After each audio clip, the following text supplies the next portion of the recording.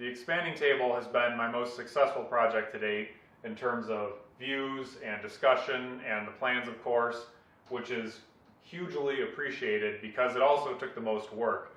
We had about 450 hours into this project, and by the time I got to the end of it, I had just run out of enthusiasm for niceties. As you can see with things like the ugly legs, of course, and the lack of skirt, I just wanted to get it working, and once I worked out all the interesting, difficult bits, that was it for that version. But it's a little bit later now. It's been about a year since the last revision, and I kind of like to come back to it and make some improvements.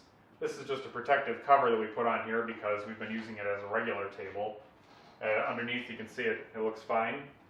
So there's three main areas that I'm planning to focus on with these improvements, and this is going to be more than 1 week that we're going to work on it. They're going to be the skirt. That's probably the most requested one. We're going to do some sort of skirt system. I'd like to change the way that the star works underneath. The same sort of strategy, but a little bit different setup to make it more reliable for long-term use. And I'd also like to look into increasing the stiffness on the lifting layer, because I think that'll help with a few things. So the operation's going to stay the same. We're not redoing the philosophy or anything, but little things. And the results of this will, of course, be in an update to the plans, which will get sent out to everybody who's already purchased it. So I'm excited to do this. Let's get started. No table video is complete without at least a few spins, though.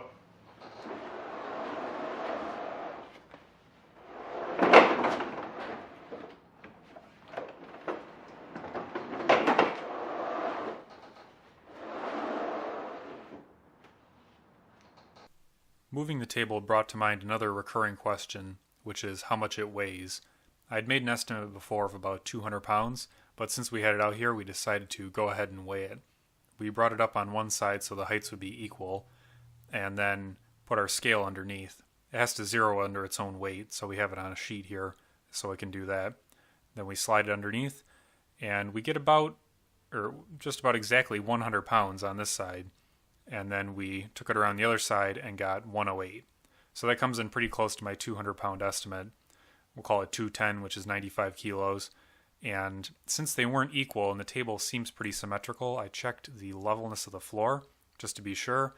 It's pretty level. It does pitch towards the drain a little bit, of course, but it shouldn't really affect this weight. So who knows?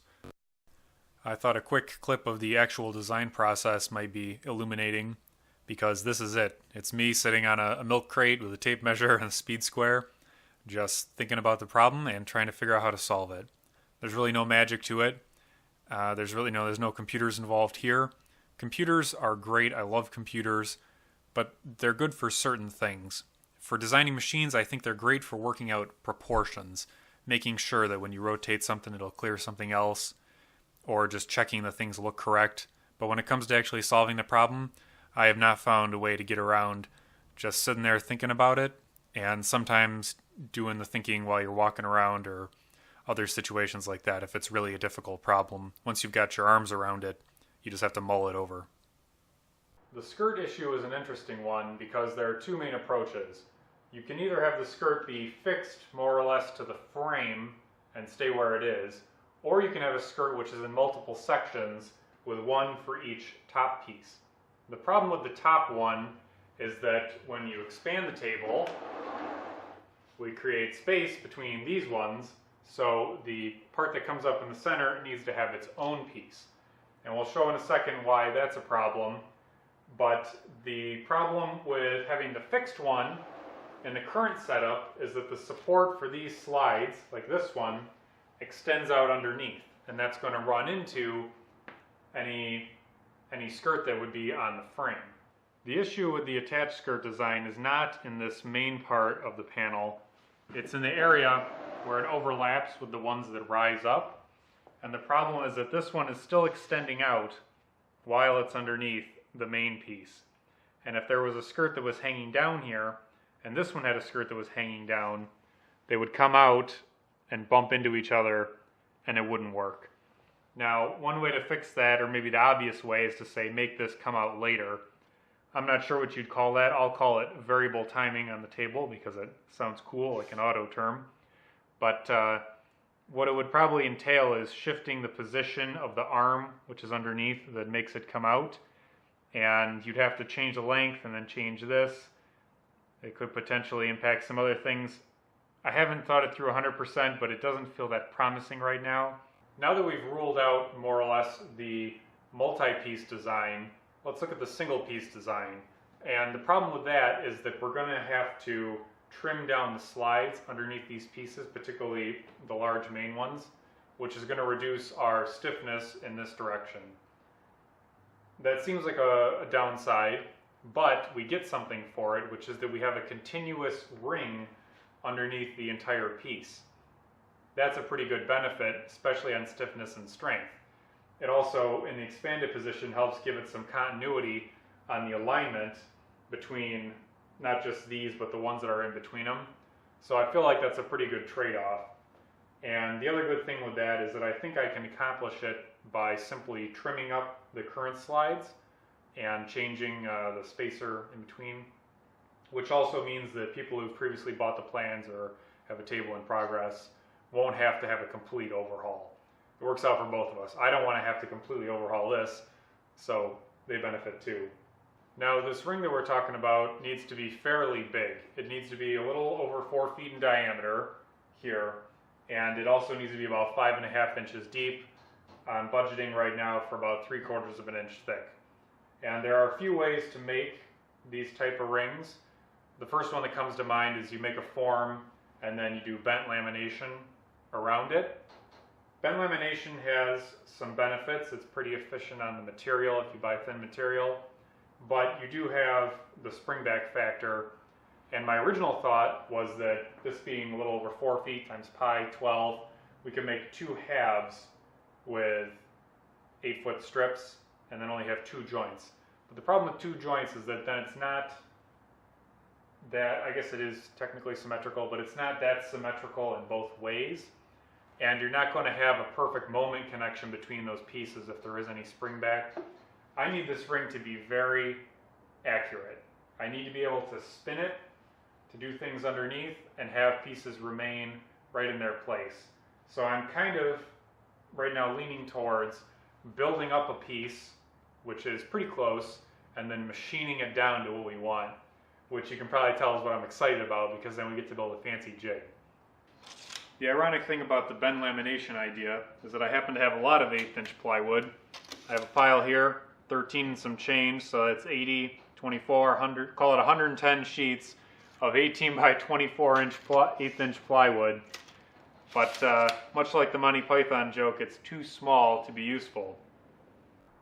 The reason we have so much 1/8 inch plywood is for our ill-fated maps project, which will get its own video in the future to explain how that went down. And this is the last one here that we just sold. But we thought we were going to make a lot of them, so we picked up $400 worth of that plywood and cut it all into little rectangles. So it's just sitting there waiting for a project. We're looking at the edge of the table here, and when we come down, we can see on this edge that it's kind of rough because I just cut it out with a jigsaw. And part of my plan here for this ring that we're going to build is to have something like this, which is going to ride and go up and down probably a ramp in this area. But obviously it's not, there's no room here for it, and I can't trim this away because of parts here and there. So we're going to need to extend out this piece by gluing on pieces there, and the first thing we need to do is make it rounder and get rid of these sort of wobbles. That way we can glue an extension piece on here and it'll fit well. It takes a little time to get the table apart, but we're down to the support level here. You can see the lower level back there, the other pieces in that area. And we went ahead and built ourselves a pretty nice trammel here. It has a pin that drops in the center. This plate is just strictly for the trammel, and it adjusts in and out. We put a bit of time into this, but I needed it to be stiff so that it's very circular.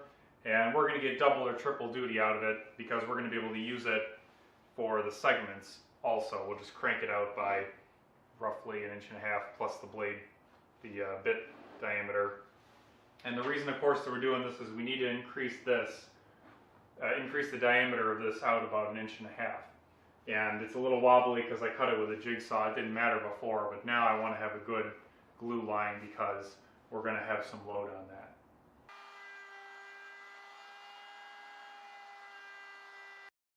One nice thing about this table is that I'd waxed the surface to reduce friction, so between that, a sharp bit, and a nice jig setup, it was pretty easy to spin this around.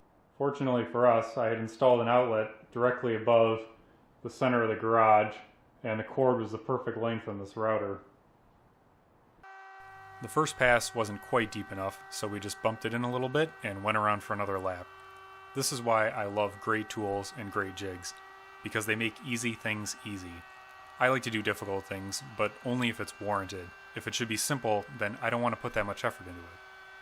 That's it for this week, unfortunately. We had a few other projects we had to work on, a bookcase and some other things. We've also been making some capital expenditures on insulation in the ceiling and other places, because it'd be kind of nice to ditch the winter coat later on. But we committed to the table project here, made a little sawdust, and we've got a lot more planned, so we'll be back next week with more action. Thank you.